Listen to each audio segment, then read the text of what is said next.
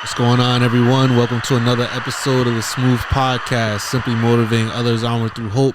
Here to the left of me, I have my favorite guest of the day, of the week, of the year, my father, Ray Lambert Jr. How's it going, man? Good. Yeah, not bad at all. I was glad to be here. I'll move the mic just a little bit closer. Cool. Feel like the old guy that you do the last pictures right before they go. Oh, man. They put the baby in his lap before he's gone. But yeah, no, it's great. This is I'm sure it'll be an interesting experience. Yeah. So I definitely wanted to bring him up here. Without a doubt, probably the most impactful person in my life. Wouldn't be half the man I am today without him. So a lot of the praise that other people give me, little do they know they're truly praising this person right here. So I wanted to get into his life, share a couple things. Let's start off by, where were you born and raised? I was born in Pensacola, Florida. I was the son of a naval aviator. And for the first 13 years of my life, I spent most of it down south. I was born in Pensacola. We moved from there to Galveston, Texas. And from there, we did Quonset Point. From there, Monterey, California. Wow. From there, Pennsylvania. So you lived in California before? Yeah, when I was a little kid, 5. Oh, wow. Yeah. Huh. And then as I got a little bit older, we went to Jacksonville, Virginia Beach, and then Maryland.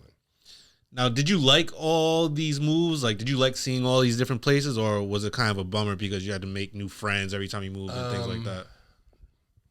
I was too young to know anything else. That's what I always did. What I found that it did do is in my future life, as I got older, it made me very adaptable because I had been doing it from such a young age. Because every time, a new kid in the school, you got to work your way into being accepted. Yeah. And when you're doing that every 2 years, but it's tough. When I turned 13, my parents separated, and that's how we ended up in Rhode Island.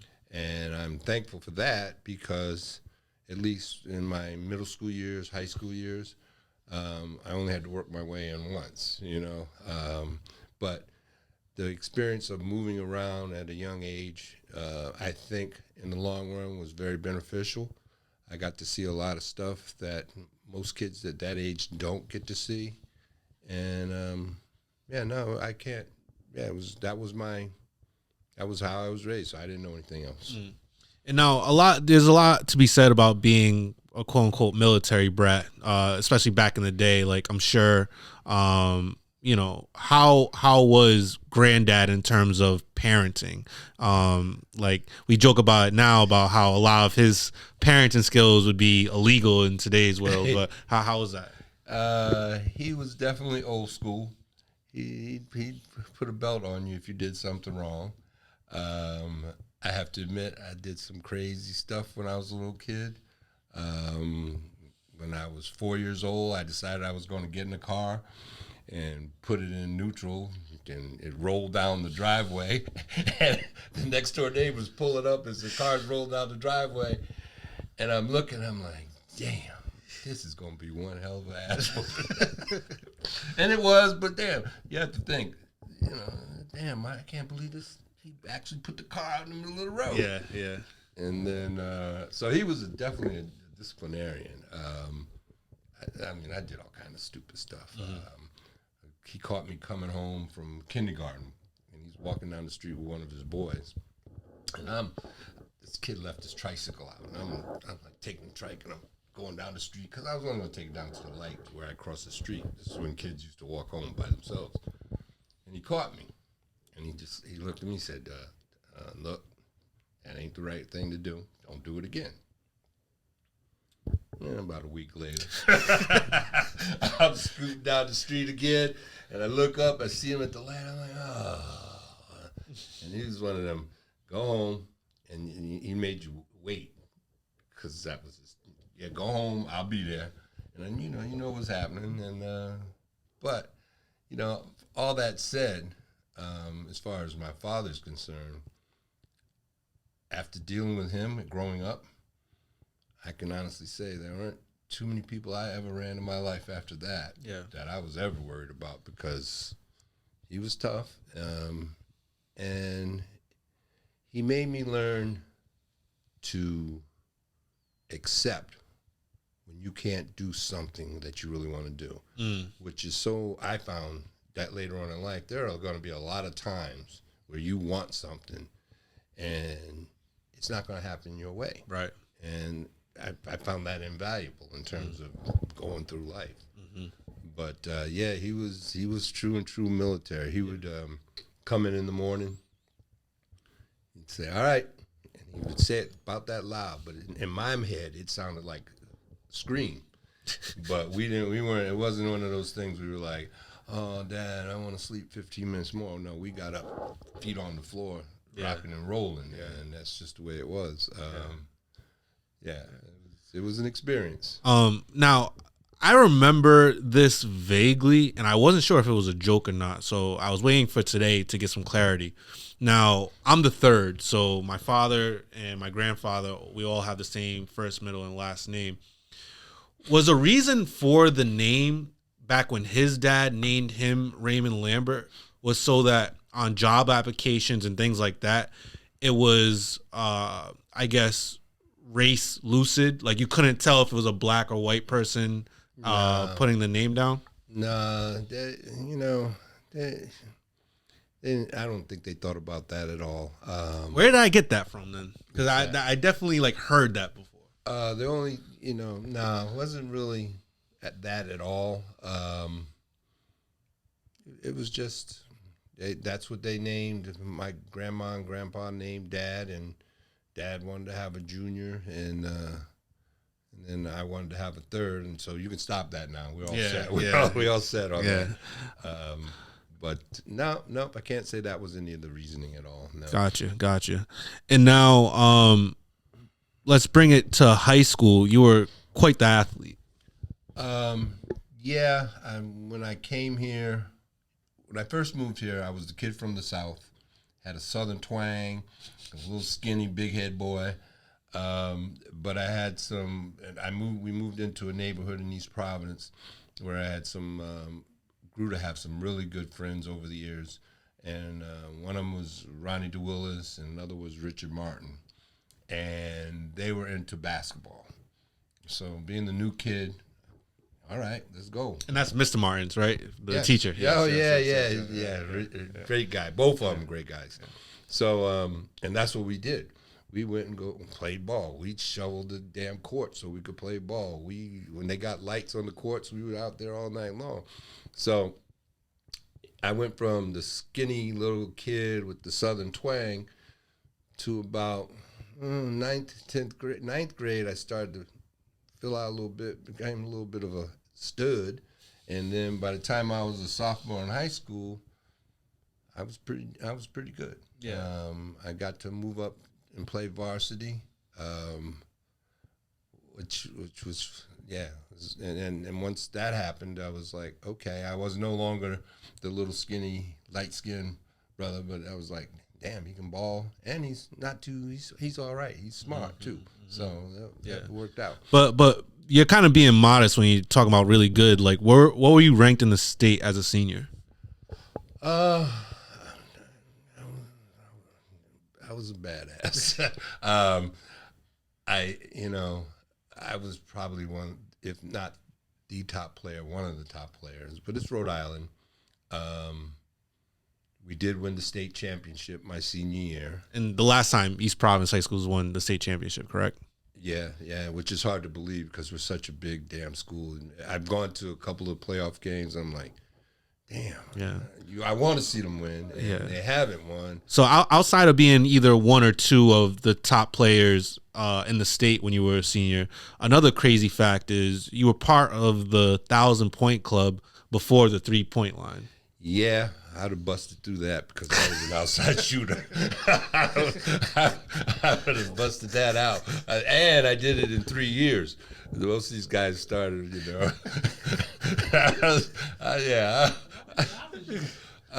my senior year, I was averaging about 24 points a game. Yeah, no, we had a good squad.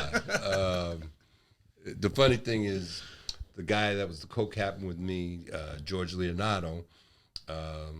Fast forward years later. Well, I'll say the story because I got a funny little story with that. Right, But so pretty much we'll fast forward to me a little bit. So I go to the same high school as my father went to, East Providence High School, and it must have been a slow news day or something because all of a sudden I'm on the front page of the East Providence Post or whatever, and they're saying like, oh, Raymond Lambert's back to win us a state championship because me and my father are the same name. Coincidentally, the point guard that was on the state championship team, George Leonardo, son, George Leonardo, was also in my age and also went to East Providence High. We were on the same team. Lo and behold, we couldn't tie our father's shoestrings, but it was a good like news article of like Raymond Lambert, George Leonardo, both back to kind of like save the day, but we weren't that good. That was fun. George and I used to sit on the sidelines and, hey, yo, you got to do this, you got to do that, but we were proud parents. You guys were out there rolling, and that made us happy. Yeah. So ain't doing it like we did it, not even close. Not even close. And grades obviously were a big deal with you, especially with grandma, your mother, working in the school system. Do you want to touch on that? Yeah, I've been very blessed.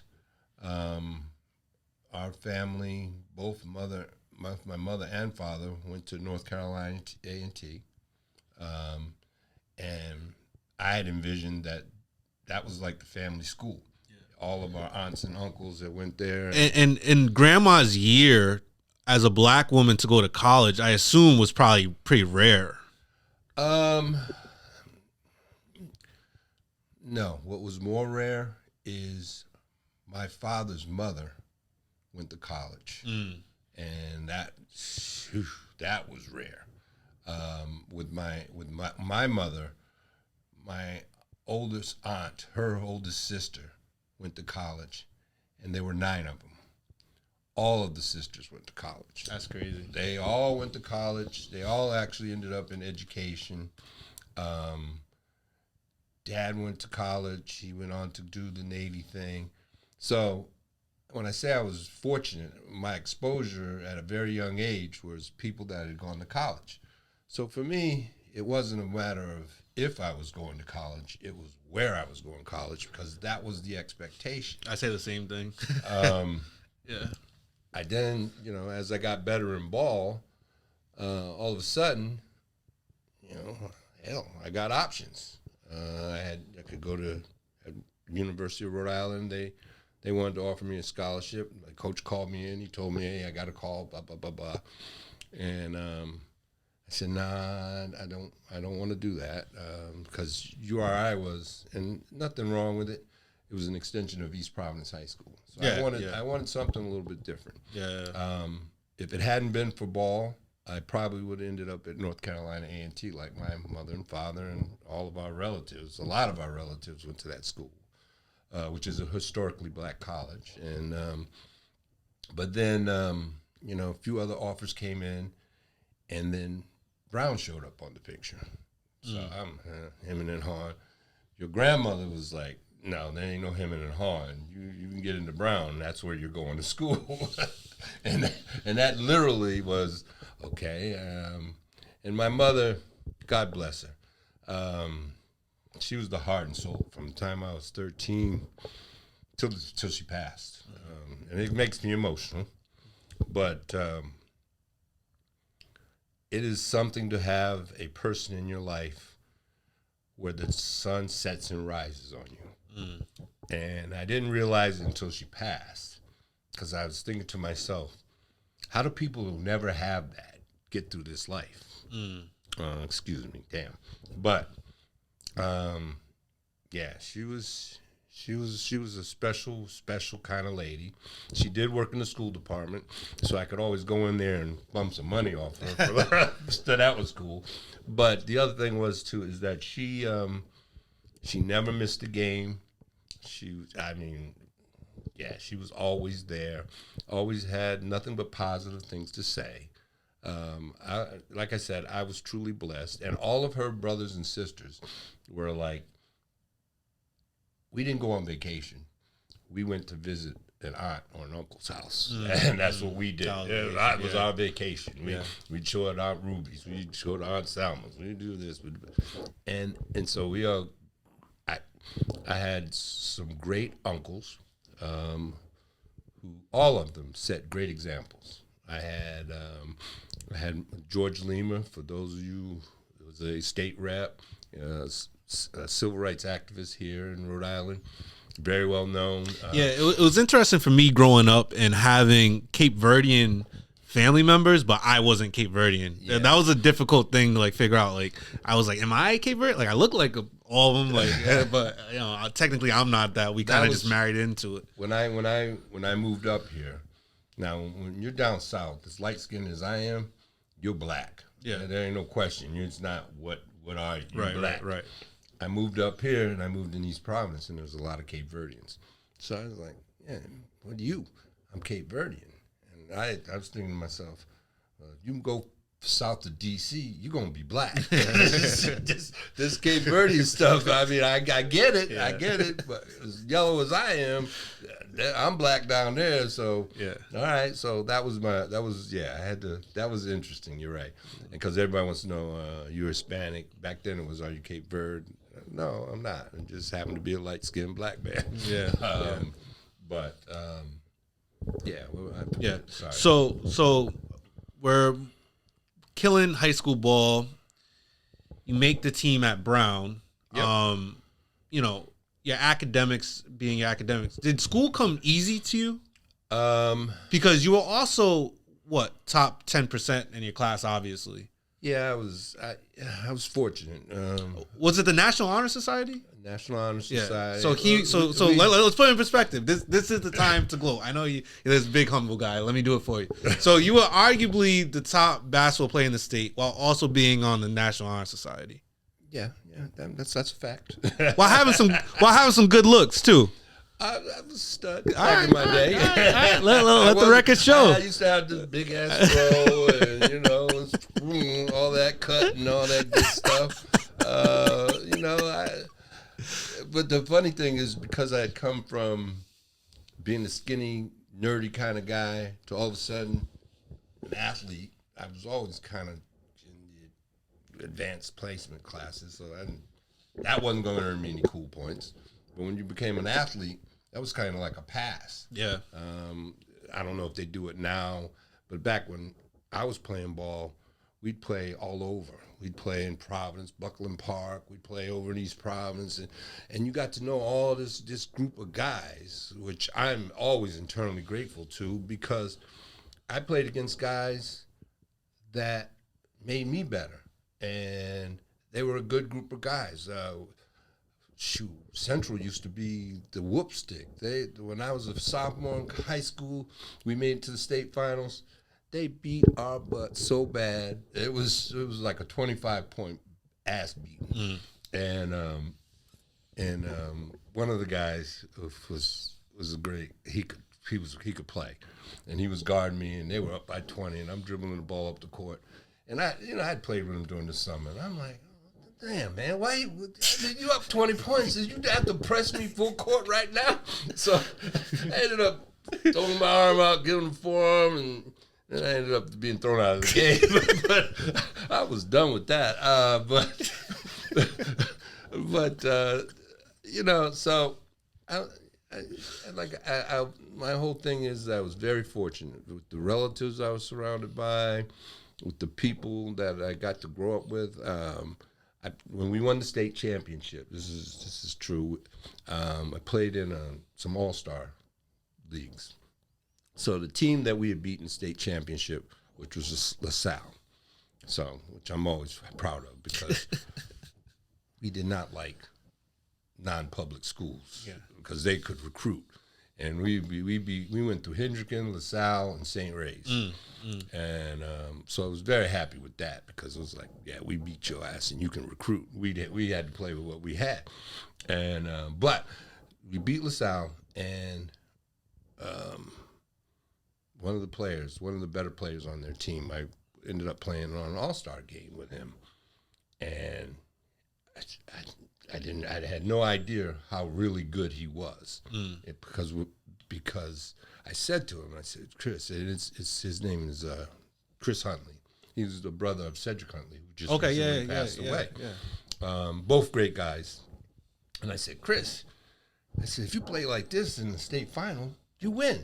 And he said, yeah, man, but the coach wouldn't let me go off. I was like, and so there's a situation where something as minute as who's controlling you and whatever can change your trajectory. Yeah. And because we were going out to New Bedford playing in tournaments. We were having a ball, and we played with all the guys that we played with in the summers before, and now we're all grown, going to schools, whatever. But that was interesting. Yeah. So you're at Brown now. What do you choose to major in? That was funny, because I was very unsure of myself in terms of my abilities to compete at an Ivy League school. So when I used to get that question when I first got to Brown, I said, I'm majoring in survival. Just because I didn't have any clue what the heck, and like most young people, they don't know. You get there, I started out with a bunch of people that were going to be doctors and engineers, and we all ended up being social workers or whatever, because there was this thing, Chem 3 and Physics 3, that would weed out 90% of the people. Yeah. So my initial was survival. That would be my first answer. And then we had to take tests that would try to show what we were most proficient. Yeah. And they would try to direct you to, this is what you might fit into. And I took an economics test. Supply and demand, blah, blah, blah, blah. And, of course, I had never thought like that. So I did poorly on it. But this lady, I met with her, and she says, well, you definitely shouldn't do this. I was like, well, goddamn, this is the first time I ever heard any of these terms or whatever. I don't, what you're talking about. It's like a foreign language to me. But then the reality was, when I got there, and I finally understood how things worked. There were interrelationships.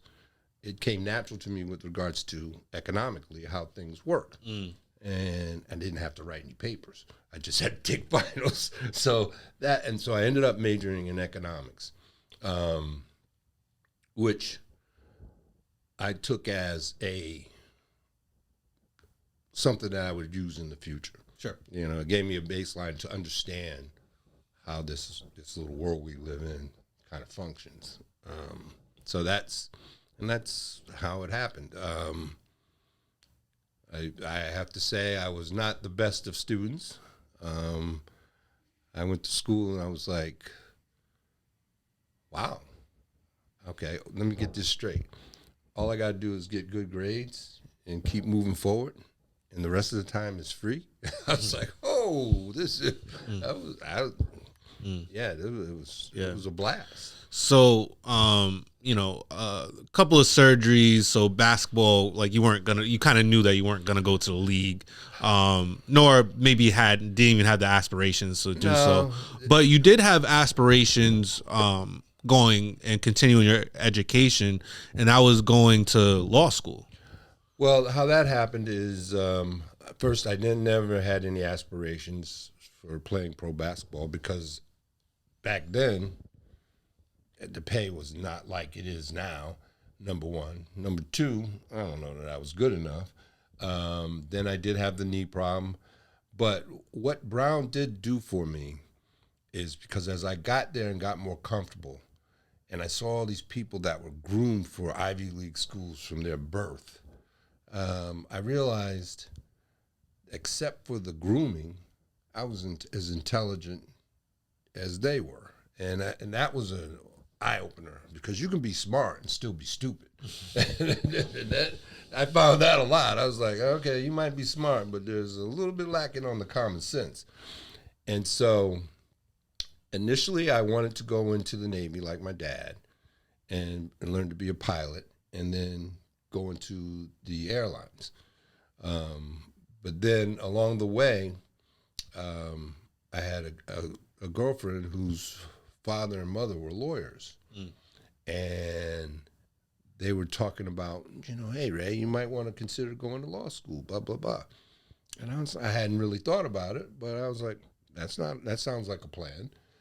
And so, and I had been to a white Ivy League school, and so my next choice was like, okay, now I want to go to an all-black school. So I ended up applying to Howard University in Washington, D.C. So I got in there, and because I figured I'd had the white Ivy League school experience. Now I wanted to have the historically black college experience, and that was educational as well. That was the first time where I really got exposed to this whole thing about light skin versus dark skin, and that was the professors. I was like, wow. I said, they were really hung up onto it. They almost had cliques, like the light skinned professors and the dark skinned professors. I'm like, that's some crazy stuff. I didn't get it, but it was a great experience because when you go to a white school, there are a limited number of minorities there, and so you end up picking the people you socialize with from a limited number of people, but when you go to a black school, now everybody there is black, and it's just a whole different a whole different vibe, and that was a great experience. I didn't finish there because it was expensive, and I was working a security job at night from 11 to 7. So, and then I was trying to go to school and trying to do the same stuff I did when I was in college, was running around. And D.C. was a fun city to be a young black man. That was a great city to hang out in. So then what happened is I went to visit my brother, Uncle Charles, and he was going to FAMU, another historically black college in Tallahassee, Florida. So I said, yeah, I'll come down. I was going down for a weekend. And back then, I was a fool. I'll admit I was a fool. I was a lucky fool because a lot of stuff I did, I was lucky to survive. But so I went down for the weekend, and I'm having a blast. I'm loving it. I'm like, this is all right, okay. And so my weekend turned into a week. Then it turned into 2 weeks. And so it got so bad, so Uncle Charles and his friends were like, well, damn, Ray, when you going home? So, and then while I was down there, I found out that the law school there had a tuition waiver for minority students. And the reason they had it is because their main hall was named after the Supreme Court justice that denied black people into practicing law in Florida. Wow. So they were feeling in their all kumbaya moment, they're going to give scholarships to black students. So I went back up to D.C. and I go in, I meet the dean of the Howard School and Howard Law School, and I said, look, it's been a real pleasure, but I decided I'm going to go down to attend Florida State. And I withdrew, and I went down there, and plus my brother was there, your granddad was there as well, and so I like being around family. So I was like, yeah, that's where I'm going. So I went down there and worked for an attorney down there for a year, and hung out and still continue to have fun at 23 years, 22 years old, 23, whatever it was, and then. Finally, the guy I was working for said, look, Ray, you need to go ahead and finish this up. And I did. So I went and ended up graduating. And then I stayed down there for a year after I graduated to work. I wasn't ready to grow up yet. So I ended up managing a club there for a year. Crazy, right? It was crazy. it was a dance club. It had a restaurant. It was a pretty smooth spot. You know, you call yourself smooth. We called it back in the day. It was the Seville Club, and yeah, it was a cool spot. And I did that for a year, and it was a blast at first. But then I realized I was there at 12 o'clock in the afternoon. I'd go home because you had to meet the people's supply for lunch, dinner, liquor, whatever. I'd go home, have dinner, come back, and I was there till 1 o'clock, 2 o'clock in the morning. I said, you can't pay me enough to do this for the rest of my life. This was because after you get over the initial fun of it, it got to be work. And I was like, okay. And the other thing is I was only going home to Rhode Island once or twice a year. I was down there for about 6 years altogether. And I got tired of that because my mother was here, my brother was here, my sister was here. So I was like, time for me to come back home. And so that's what it's like, okay, I'm all set. I'm going back home. And that's how I ended up back in Rhode Island in 1986 it was at the time. So anyway, that's long and short of it. Now, you know, when it came to that bar, because it was funny, when I was a kid, I would tell, like, every kid, they talk about what their parents do for a living. I was like, oh, my dad's a lawyer. But you never passed the bar. Nope. And was that something that, you know, you were able to get over pretty easy, or was that something that kind of ate at you?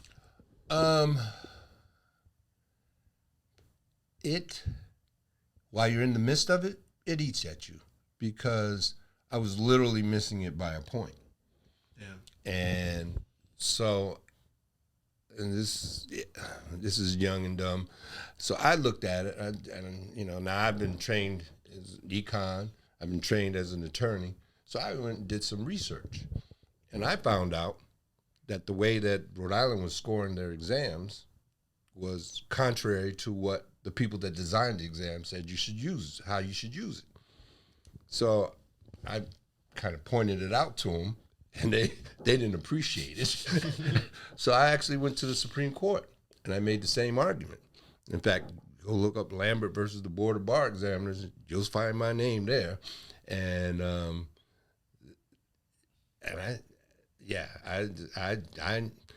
let me tell you this. No, I did not pass the bar.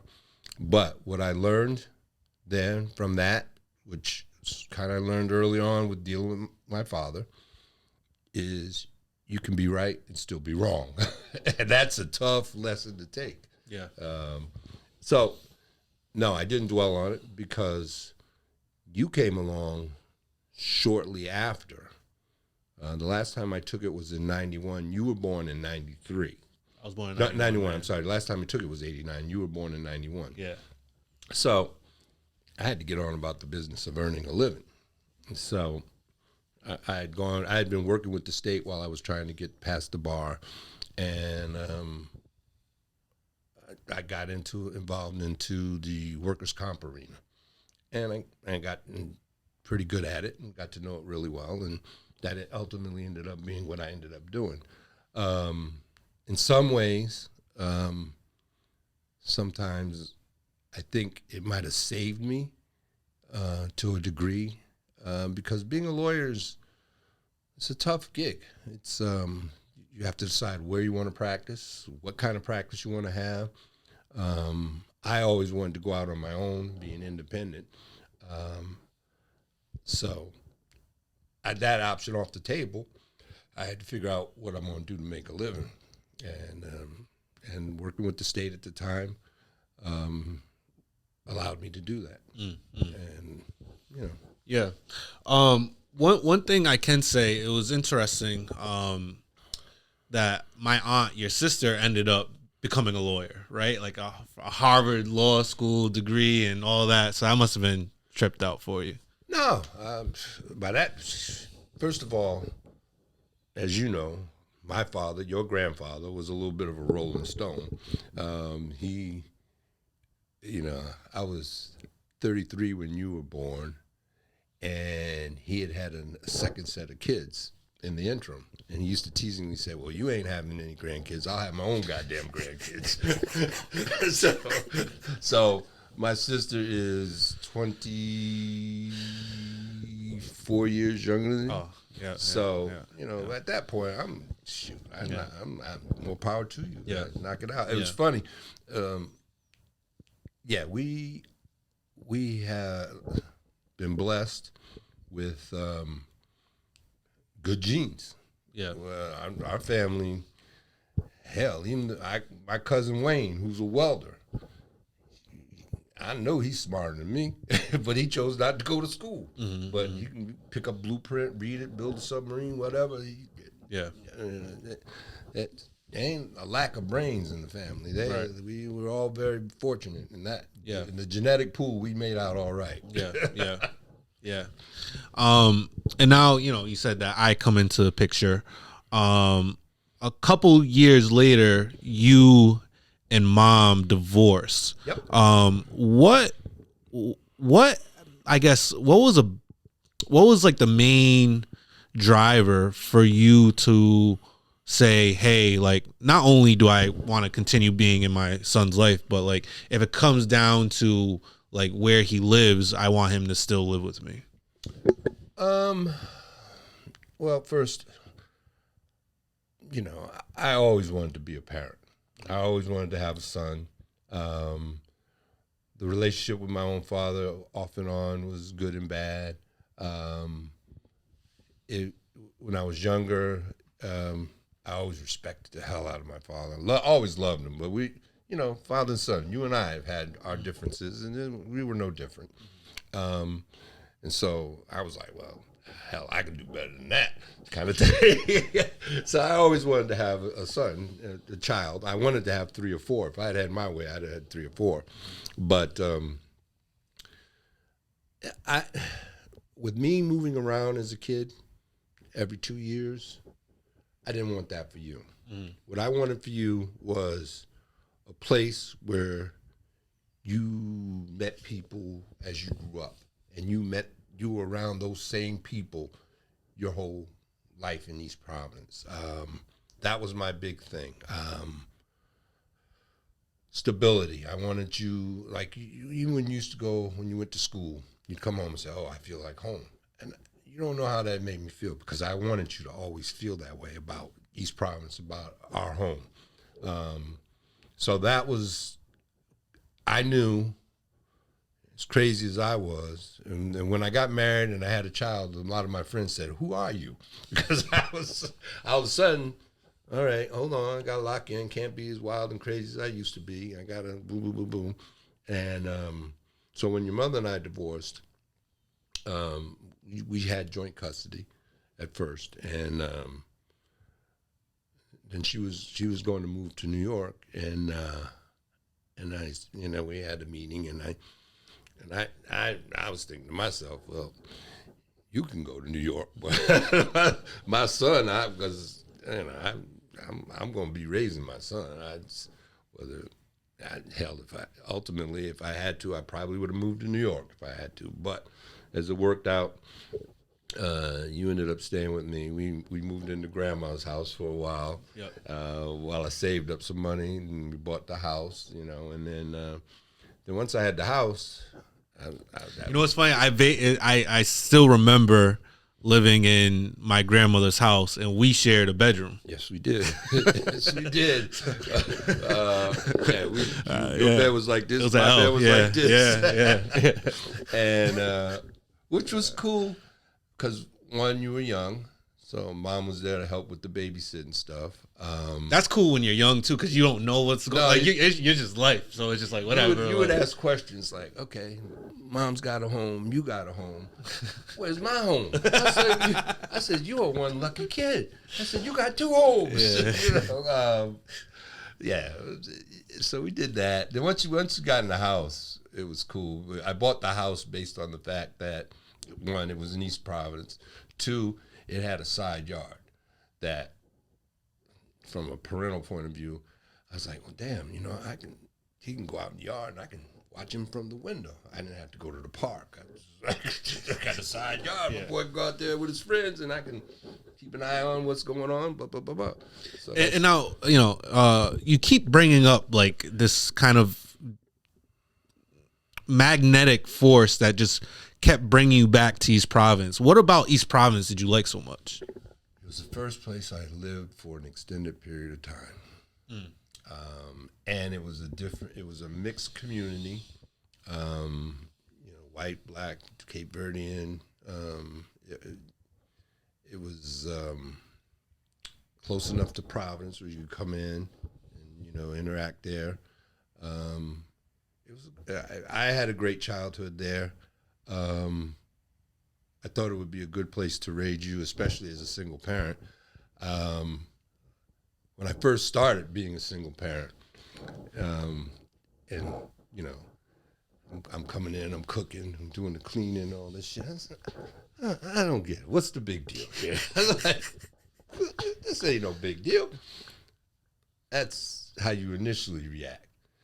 But then it dawns on you, damn, this is for the next 16 years. Oh my God. So, and that was in a situation where I had, my mother, I had, the daycare after school programs, had a decent job, and it still was tough. So shout outs to single moms that do it under far worse conditions than I had, because you don't realize the difference between getting home at 4 o'clock and 5 o'clock. That 1 hour makes such a difference when you're raising a kid, because there's a lot of stuff that goes on in that 1 hour. So I had it pretty much. I couldn't get it any better, and it was still. It's a job. It was a job. I ain't gonna lie. Yeah. Now, what was cool about East Providence to me was that when you were a kid growing up there, like you didn't even know that like racism was a thing, because just everyone's just all different walks of life and just everyone's playing together. It was back when kids actually played outside, so we're all playing outside together and stuff like that. But you quickly developed into the neighborhood voice where everyone was scared of Ray's dad. Nobody was scared of me, yet everyone's scared of Ray's dad. And I don't mean to like rip the Band-Aid off, but back in the day, like you were pretty strict. And when I say strict, it was also like an intimidation factor with the strictness. So it wasn't like, hey, like be home at this time, do this, X, Y, and Z. No. You got pretty animated quickly. Heck yeah. And a lot of people around the way weren't really used to that. Well, here's the thing, and I will address that, and I make no apologies for that shit. Because here he goes now. Let me tell you something. When you have a kid, your biggest fear is going to be making sure that kid makes it through. I used to tell you all the time, I ain't here to be your friend. I'm here to make you an independent unit. Yeah. That's my job. Yeah. So... And my attitude was, because I know even with my own father, there are times I was getting ready to do some crazy shit, and all of a sudden in the back of my head it'd be like this little voice like, oh shit. And I wanted you to have that voice, because that voice could make the difference between you putting yourself in a situation that's you can't get pulled back from. So I was very intentional about that shit. I wanted you to know that. To this day I can hear Raymond if I'm just running around the neighborhood and stuff. I ain't got no and a lot of it, and I probably told you this, and not for nothing, I do want to say the only part of it that I do deem a little bit unfair is that you were such a bigger knucklehead than I was as a kid. Substantially. Yes, I was, and that's how I knew I didn't want you to be. I would forget like a lunchbox at camp or something, and this dude would be punching the steering wheel, and I'd be pissed. Because I was looking at it from the point of view, it's not easy out here, and nothing's gonna be easy. In my own work life, I've come across people that had not had an authority figure in their lives. And the first time they come across authority is with a boss. And the boss says, you need to do this.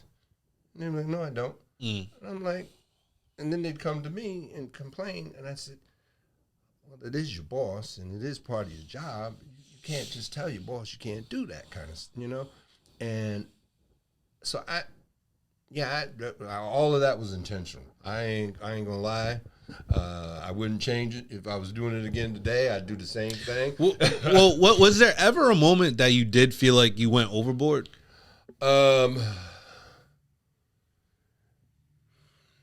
When you see what you don't understand yet, what you will, is parents lose their kids to outside influences all the time. And I wasn't going to do that. I just couldn't see myself allowing that to happen. I knew that if I didn't ingrain in you a certain set of values I could control your world when you were younger. But when you got to a certain age, I couldn't control it. You were going to do what you wanted to do with your friends, blah, blah, blah, blah. And so if I don't put in you a basic foundation early on, then when you get older and you're on your own, you're out there trying to make decisions, I don't know, it's a fear factor for a parent. You don't want your kid making the wrong decisions. And I would have felt worse if I had been, whatever, no problem. And you went out there and something happened. I'm like, oh, I could have prevented that, And I know I've told you this. I said, I'm tough on you.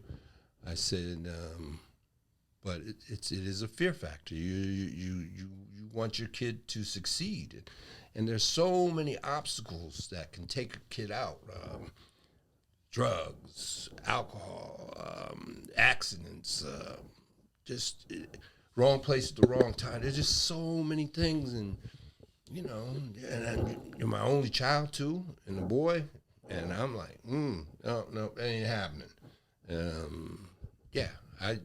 I used to tell you when you used to walk out the house when you got older, don't somebody steps on your shoe or you step on somebody's shoe, excuse me. No, I'm not going to fight over somebody stepped on a sneaker.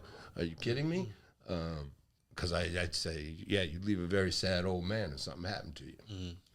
Because it's a fear factor. I'm not going to lie to you. So, no, I wouldn't change anything. So yeah. What can you say about my time in middle school? The 8th grade year was tough. So I'm the kind of parent, as a kid, you don't want to have him come to the school, because when he was in elementary school, they decided they weren't going to have student elections. And he came home and told me that they appointed people. And I was like, what do you mean they appointed people? So I go up and meet with the principal and the teacher, and I'm like, these kids, if anybody needs to understand the political process, these kids need to understand it. They need to know how to vote, And and I feel bad. The teacher actually started, crying. I said, oh, no. I'm doing what I'm supposed to do as a parent. I expect you to do what you're supposed to do as a teacher and as a principal. So anyway, so that was that. But middle school, I had lived my whole life at this point. Probably never had my name in a police report. So I get called over to the school because they had to call the police on Raymond and some of his friends. And I forget what the issue was. Some father showed up because they were going to fight. The kids were going to fight, and the father showed up, and he was going to do this and that. So I show up at the school, and they showed me the police report, and I'm reading it, and I had to laugh. I'm like, I'm 30-some odd years old, and I ain't never had my name in a police report. Here's my 12, 13, whatever you were, and he's got his damn name in a police report. Yeah. And the best part was one of the tough guys, supposed tough guys, was the one that ratted everybody out. So I said, these are your friends? I said, that's not going to work, man. That ain't happening, And then there was a time when they found marijuana in somebody's locker. You remember that? Yeah, but for some reason I don't remember what happened after. So, did they try to say it was me? well, you thought maybe they thought it was you. Oh, okay. And so you came home and he's telling me about this story. So I said, well, here's the deal. You can do one of two things. You can worry about this for the rest of the year, or you can take off your little gold chain, put on your little sweatshirt, and when you go back to school tomorrow, you walk up to the guy and you say, you got a problem with me? And I said, you might get your ass whooped, but you got to fight back. And I said, because you can't walk around scared for the rest of the year, and you need to know one way or the other whether he had an issue with you. And he comes home and he said, no, you had no issue with me. I said, problem solved, see? But I did tell him, I said, he might beat your ass, but you at least got to fight. You can't, walk around scared for the whole rest of the year. So that was middle school.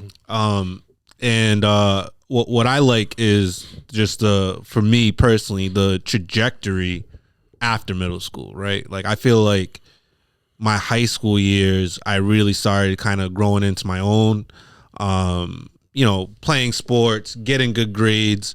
What was it like? Because you opened it before I did. What was it like opening that Boston College acceptance letter? Oh, very proud. Hell, man, I was super proud. I couldn't wait to pick you up. Actually, I was picking you up from volleyball practice, one of them practices, and I had my camera out and said, oh yeah, you might want to look at this. And opened it up, and you got accepted, and I was like, okay. And I will say, like, during that time too, it kind of like throughout the years, middle school, elementary school, middle school, high school, I wasn't allowed to get C's, right? So if I got a C, came home, I would get punished the whole nine. And mind you, I'm taking honors classes, I'm taking AP classes, et cetera, et cetera. And so everybody around me, they get a C, and some parents think it's a good thing, and some parents, all right, C, like, whatever. And so I was really like, damn, like, why do I have it so harder, like, than everybody else? Yeah, like, you're speaking from, down the line, but, like, I'm thinking right now here, right? And I can only think of what my 12-year-old existence has been to that point. So it's like, what the fuck? Like, why is this guy on my ass when, like, everyone else is getting celebrated, Because, this is another thing I always tell you. I said, everything's a building block. Yeah. I said, you build on this block, next block. And I got away with that for quite a while, telling you that. And then you came to me one day and you said, yeah, Dad, I get the block building thing, but what you didn't tell me is it doesn't end. And I was like, yeah, but at least you got the foundation. You understand the concept. But I got to tell this story because this is some funny shit. So we got into it, father, son, whatever, and especially as he got older. And one time, we used to split time. He used to go down to visit his mother in New York, and holiday. But time purposes, because this is probably when I'm in, like, elementary, middle school, like. Yeah, you were probably in elementary. Yeah. Not quite. Yeah, because you. Yeah.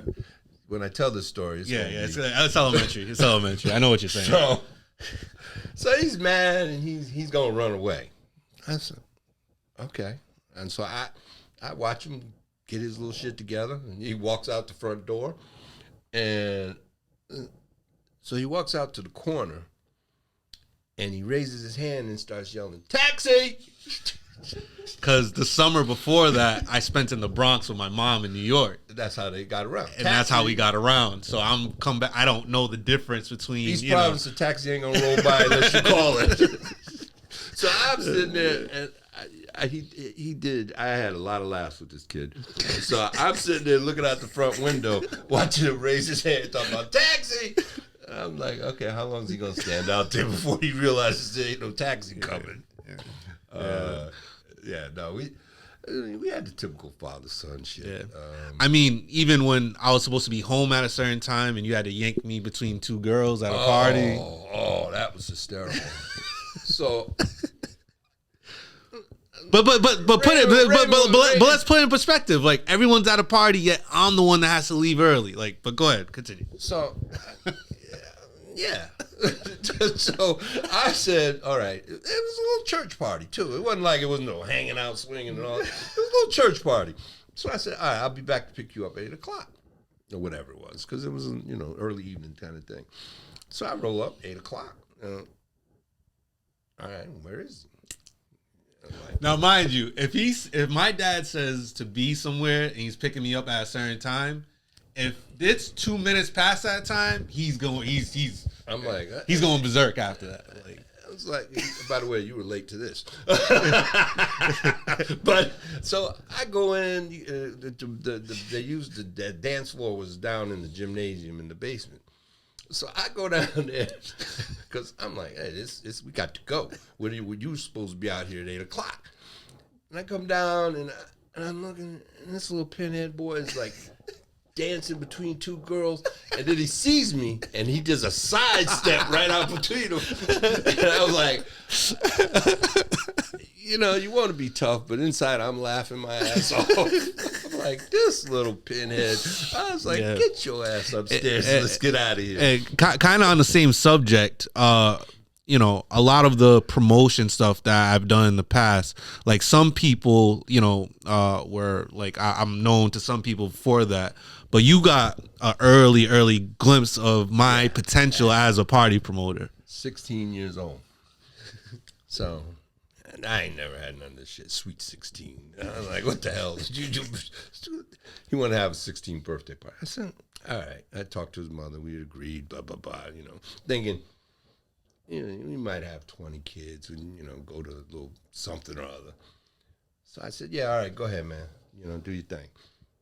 So, mind you had to make an agreement because back then, like in East Providence, like the halls were getting rented out for 316s, and there was always some like BS happening afterwards. Yeah, like it was all East Providence, it was all some show up BS. Fight. So you had to get like police security. Yeah, so I had to get security, and so I was like, all right.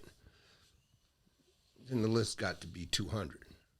I was like, oh, hell no. I said, ain't happening, canceled, end of story. It was a precursor. Till this day, it's the greatest party that never happened. Oh, yeah. Greatest party that never it's happened. not going to happen, dude. I'm sorry. 200 people? I ain't taking that responsibility on. No. Little did I know that he would be doing that down the road. But yeah. And then he went to college. I was very proud of all of that. That was like, and I wanted him to go away from Rhode Island because I wanted his eyes to open up to what was out there in the rest of the world and go to school with other students from different places. Yeah. So, and I'll say that I'm fortunate to have someone that was financially helping me through that time because any other parent, because I actually received a full ride to Providence College. Yeah. I had the MLK scholarship. Yep. So, I wanted to leave Rhode Island, so that's why I dipped. But I will say, like, from college on, did something in you kind of feel like your job was done? It's never done, but there's always some new life experience that maybe you haven't had that I have had. I know for myself, when I graduated from Brown, I remember, you get your pictures and all that good stuff, and I signed one for my father, and I gave it to him. I said, "You don't have to worry anymore. I'm all set," because that's what parents do. When you got out of BC, I was like, okay, I can breathe easy now. All right, it's BC story. He calls me up one day. He says, "Dad," and I didn't even know he knew. He says, "You know how you come in and check on me?" Because it got to the point where he was going out, and I'm going to bed because I ain't waiting up because he's hanging out. He's older. So he calls me up and he says, "Dad, you know how you come in and check on me? Because as a parent, when the kid comes in, I finally check. Okay, now I can get some real sleep." So he calls me and he says, you know how you come in and you check on me? He said, you might not want to do that this weekend. I'm like, excuse me? He said, you. I said, obviously, you do not understand the nature of our relationship. I am your father, not your roommate. I'm not looking for no sock on the door. I'm not looking for no scarf wrapped around the handle. I said, that ain't happening. I said, you are not bringing some young lady up in here and I got to wake up in the morning and say, oh, who are you? I said, I don't have a daughter, but I wouldn't want my daughter doing that shit. And I'm not going to be the one allowing that to happen. It was worth the try. It was worth the try. And I did. I said, I got to respect the try. I got to respect the try.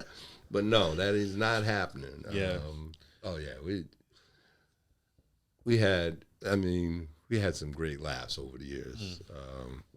I used to cut his hair.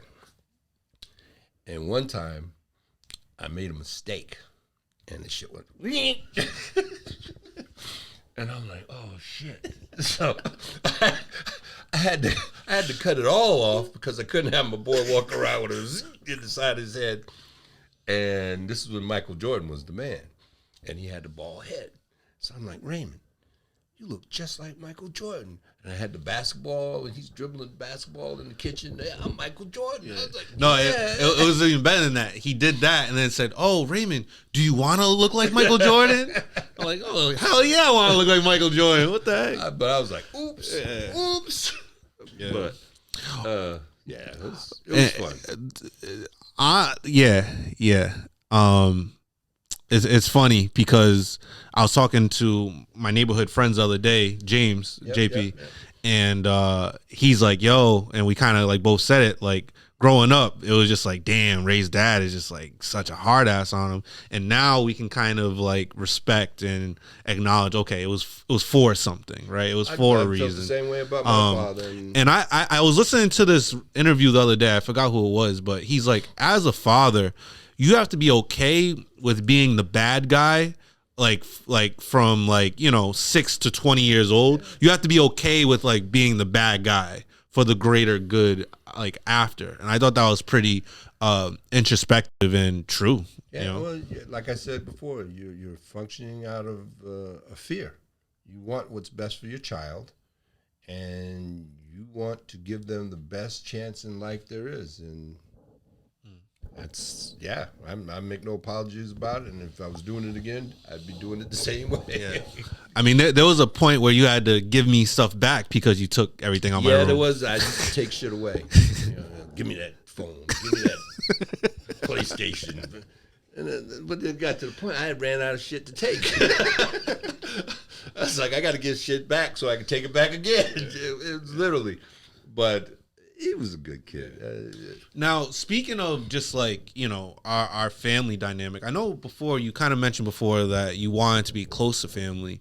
Yeah, it does seem like the men in our family are so alpha male-ish that they like we're not close at all and haven't been for quite some time. That's a black man in America. You got to.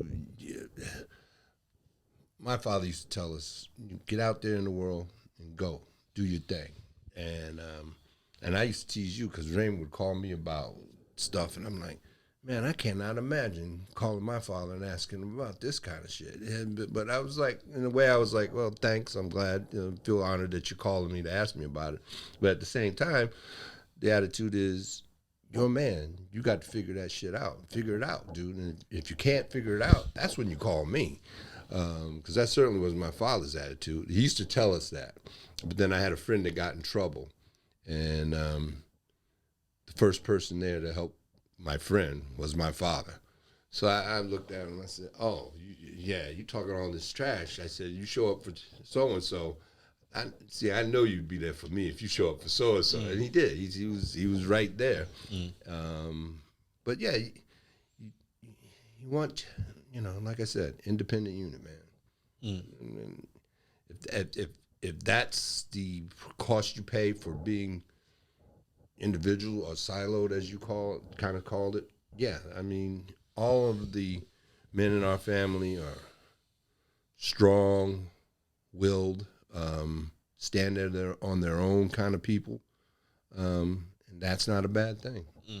I mean, It's kind of cool too, and I talk about this with my now wife. I think it is gonna be us that is gonna be like in a few years bringing everyone together, because I feel like I've built up a good enough rapport with every family member to have that. Hey, like come over on Thanksgiving, you know. you mentioned an important thing is, for the most part, those kind of gatherings are controlled by the females.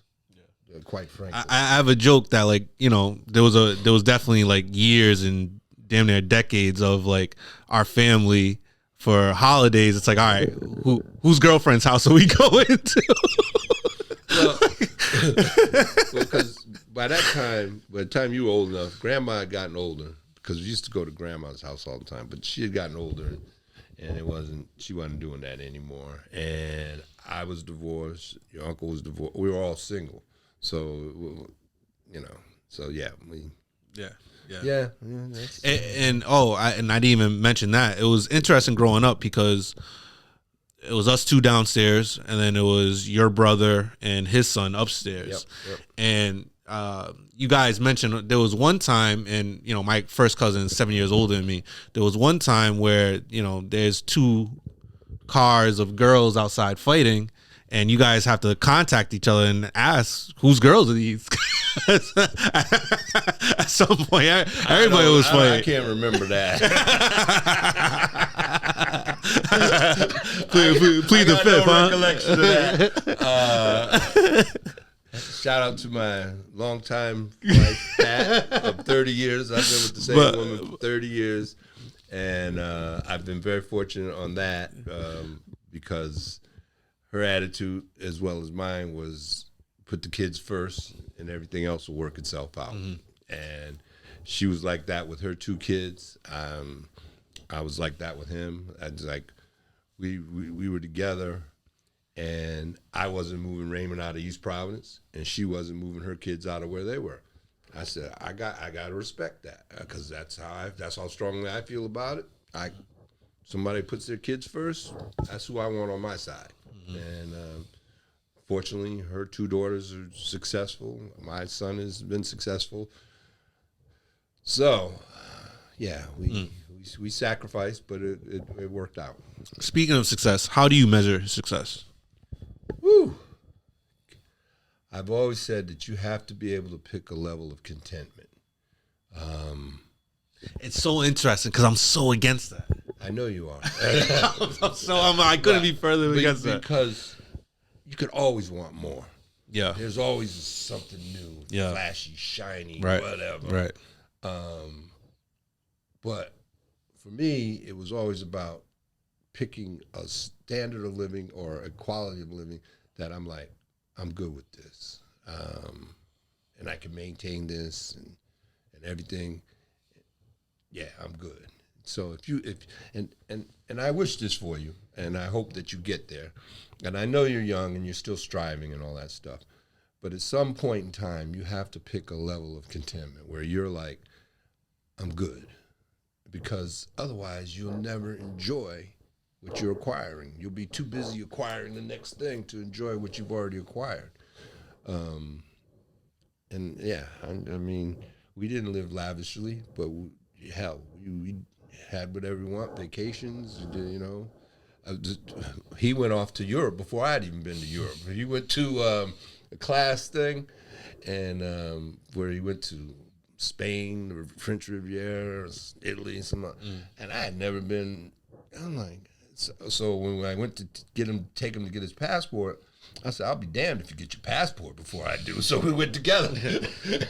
But yeah, so, and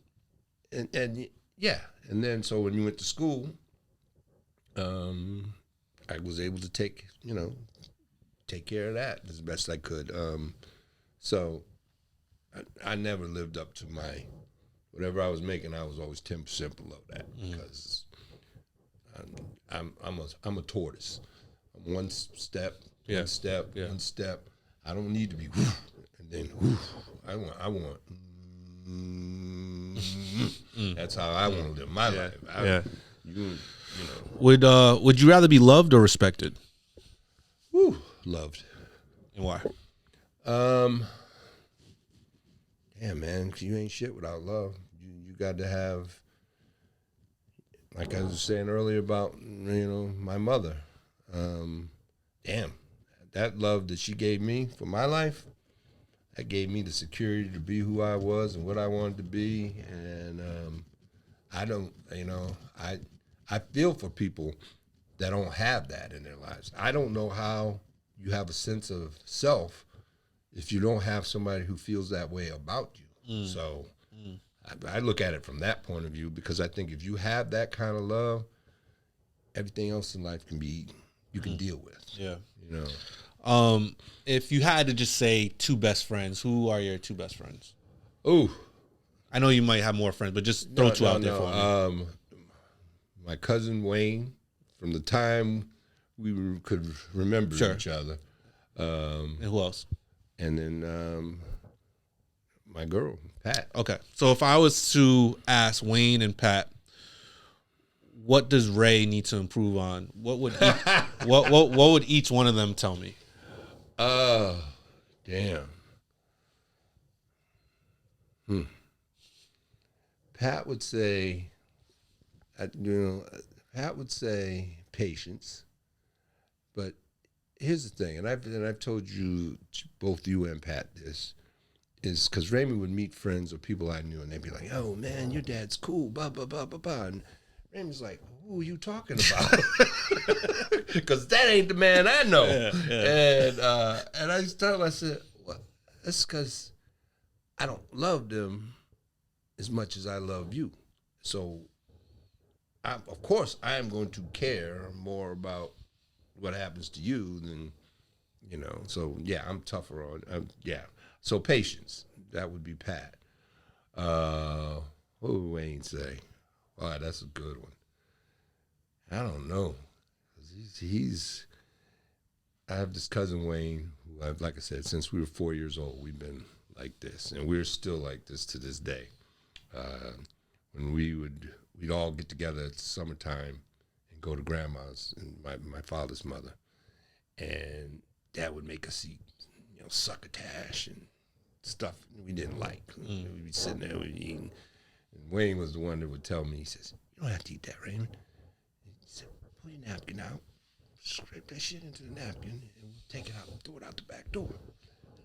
So this is my cousin. So I don't know what he could tell me, but that's my early recollection.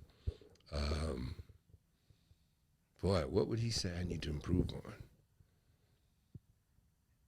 He always busts my balls about something. It's hard to say. I don't know. I don't know about that one. Patience from Pat, though. For sure. All right. What do you believe to be true that most people don't?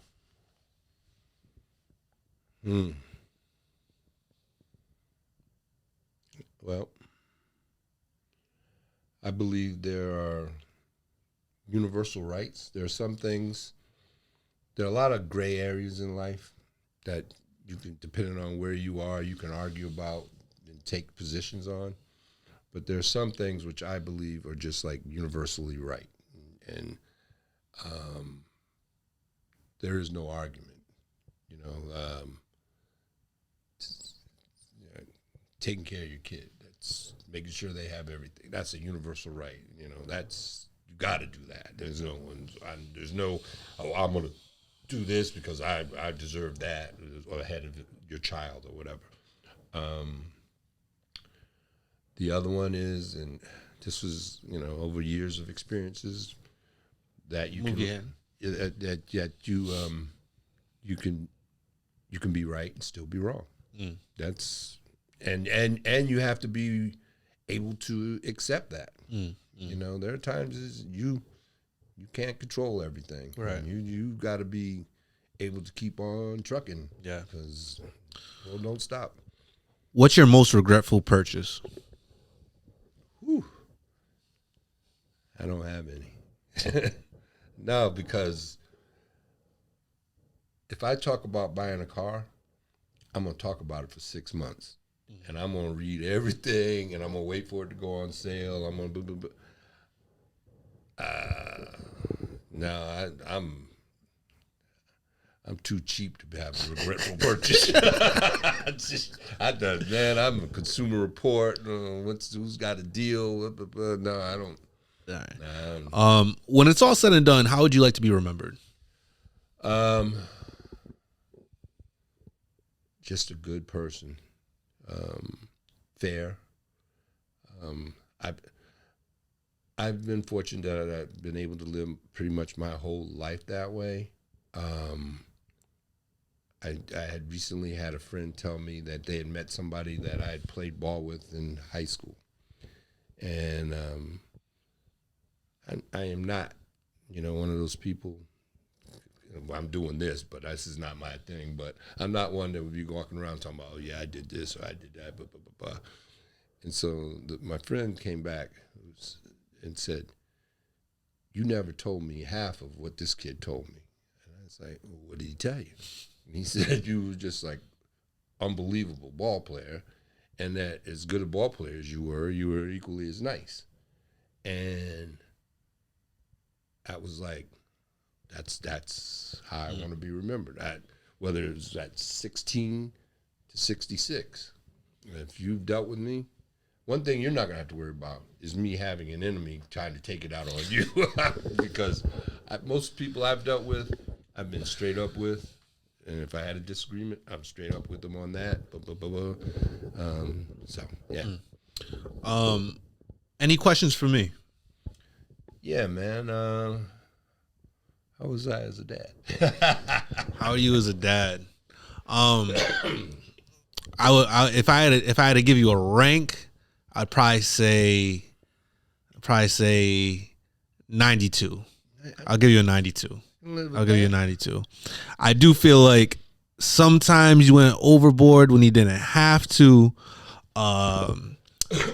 Maybe positive reinforcement wasn't a thing back then, but a little bit more positive reinforcement would have been okay. But I gotta cut you some slack because you're gauging it from how you grew up, and so based on how you grew up, it was cupcakes, right? So that's as an adult now, I can look at the huge picture and be like, oh, this was his sweet spot, yeah. Versus I never put my hand. I put my hands on you twice in your entire life. So there was one time where he was saying, "Duh," and I was like, "Whatever," and he said, and he just choked me. No, I didn't choke him. I grabbed him by his neck and I put him up on the wall. And I said, well, how's that not choking? that is choking. Because you were able to talk. And I said, "Don't you ever talk to me like that again." And that's one time. Yeah. The other time was when he was a baby and he ran out in the street in front of a car and he still had his diapers on. I'm like, ugh. That was the only 2 times I ever put my hands on him. Well, you threw me across the kitchen. Oh. That's because he's jumping in my face, trying to be like, he's a boxer. And so I just went like that. Oh, God. The boy was about 100 pounds, maybe, dripping wet. And he did slide across the floor. I was like, ooh, shit. But, okay. What? Count that. What advice would you give me? Find a level of contentment. Put your wife and your family first, even ahead of yourself sometimes. And make that the center of your universe. It's that, and the other is that it's not how much money you make, it's what you do with the money you do make. And the most important decision you'll ever make, perhaps, and you've made it, is who you choose to share your life with. You choose the right person, you can be a poor person and be happy. You choose the wrong person, you could have money and be miserable. So, it's making sure you have the right person. And when you have that right person, make sure I feel like you were more emotional at my wedding than I was. You were kind of like, wow, you really did it. Like you really went through with it. Yeah. I feel, and I feel stuff. I count my blessings every day. Like I said, I was overwhelmed.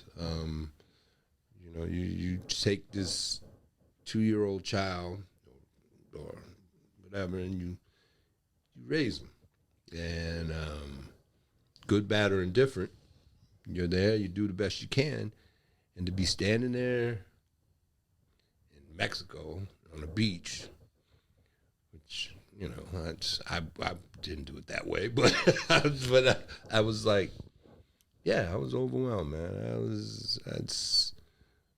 Hell, you ain't seen overwhelmed until you and Sam have your kid, and then I'll be like, phew, I'll melt into the floor.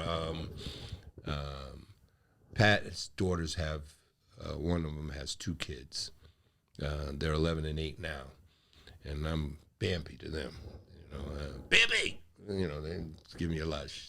The little one especially. But so yeah, that'll be the next. You'll see me melt for that. My father melted when you were born. It's just the progression of life. You get to, okay, now you get to throw your, you can judge, but now one day you're gonna be sitting there with, hopefully not the 4th, but you'll be sitting there with your son and you'll be like, yeah, man, you were a little bit hard on, maybe you overreacted a little bit. But hey, I won't be here for that. But when that happens, I want you to pull out this tape and show that shit to him. All right, man. Well, I appreciate you for coming by. I feel like this was a podcast I had to do. And I love you, man. And I'm hoping for many more years of good conversations. I'm definitely going to continue to need your guidance when I'm a father and things of that nature. So I'm very excited for that part. Yep. And thank you. You're the only person I would do this for, because this is not my thing. Yes, but so just so I can cover everything for my future grandchild, because I know this tape's going to be shown to you at one point. Love you and all that. Yeah, and to my cousin Wayne, Pat, and all them, much love. I'm covering all my bases in case I forgot anything. Gotcha. Because, they're going to be like, oh, let me see what this fool said. All right. We're going to be on that note. Y'all stay smooth out there.